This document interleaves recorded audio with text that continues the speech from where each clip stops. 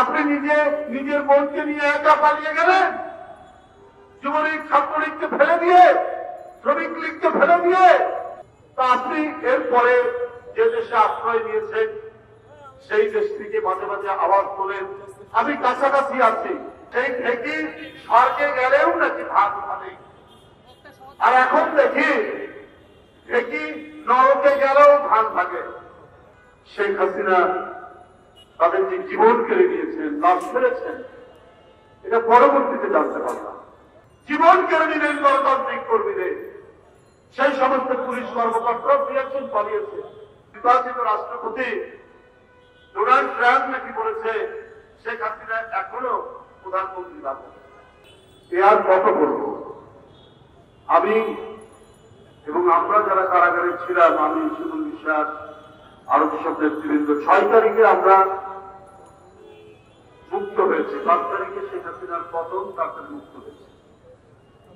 আমরা আগের দিন পর্যন্ত 5 তারিখের আগের দিন পর্যন্ত রিমান্ডে ছিলাম এবং আমরা জানতাম না আমাদের ভাগ্যে কি আছে। শেখ হাসিনার পতন না হলে আমাদের অধিকাংশের গলায় ফাঁসির দড়ি ঝুলত। এত যে রক্তাক্ত ঘটনা, এত লাশ, ছাত্র জনতা, তার মধ্যে এত শ্রমিকের যে লাশ, এত রিক্সা চালকের যে লাশ, শেখ হাসিনা তাদের যে জীবন কেড়ে নিয়েছেন, লাশ ফেলেছেন, এটা পরবর্তীতে জানতে পারলাম।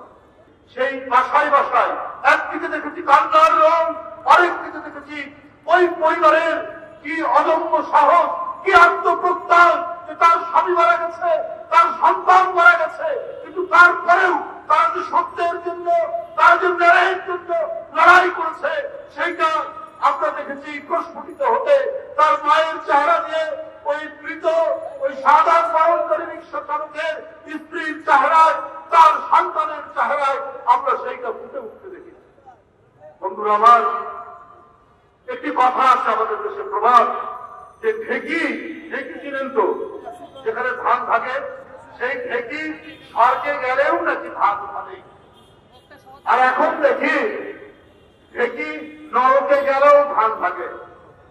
শেখ হাসিনা পালিয়েছেন 5 তারিখে।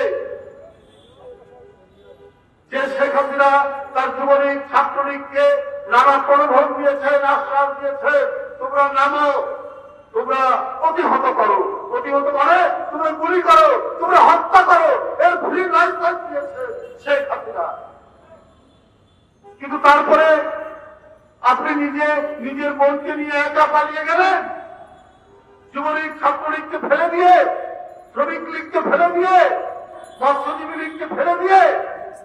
হাই আপনি নেত্রী, নিজের জীবন বাঁচাতে আপনি নিজে পালিয়ে চলে গেলেন, আর তাদেরকে দিয়ে আপনি হত্যা করালেন, জীবন কেড়ে নিলেন গণতান্ত্রিক কর্মীদের।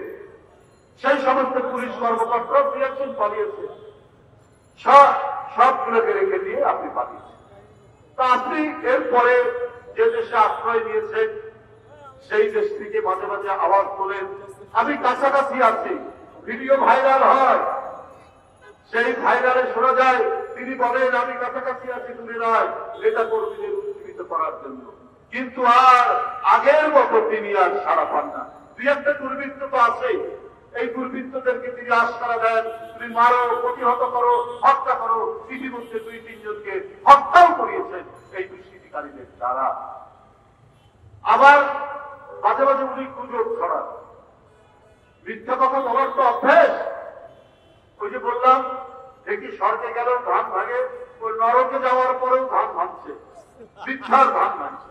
উনি বললেন এবং তার লোকেরা বলে বেড়াচ্ছে নির্বাচিত রাষ্ট্রপতি ডোনাল্ড ট্রাম্প নাকি বলেছে শেখ হাসিনা এখনো প্রধানমন্ত্রী পাবে।